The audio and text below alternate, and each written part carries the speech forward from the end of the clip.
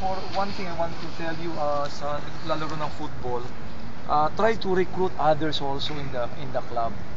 It's like the basketball, yung magkaroon ng enthusiasm in the other members of the other batches. You try to get in.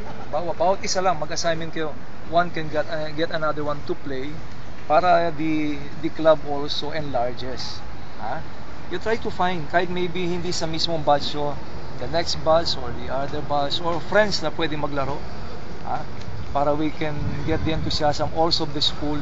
Kasi ang eskwela hindi masyado At maraming tao hindi masyado sa football. Mas gusto na yung basketball. But Don Bosco, alam nyo Don Bosco sa nakilala? Yung mga nakayapak na nagpo-football. Hindi kami nakilala sa basketball. Ang passion, lahat kami mga nagpare, naglaro kami hindi basketball kagad.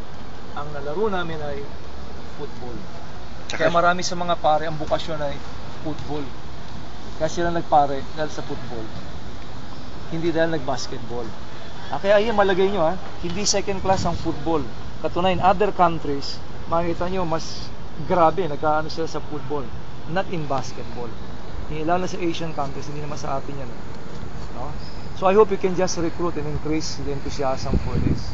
Okay, so all the best and let's try to pray. In addition, Father, doon sa enthusiasm na sinasabi sa'yo, nagkwento yung mother ni JP kagabi na si JP, pagka dumarating ang World Cup, nagre-request daw siya sa nanay niya na cable para mapanood niya yun. At saka pag nanonood si JP, giba ang buong bahay sa ingay ni JP lang, isang tao. At saka siya nakasuot lagi siya ng jersey niya habang nanonood siya ng football. Ganun yung enthusiasm, Father. So I wish it would rub on them sa enthusiasm to recruit and to bring home the guys also, the other guys also. And just a last thing, naalala ko, ito'y funny, no?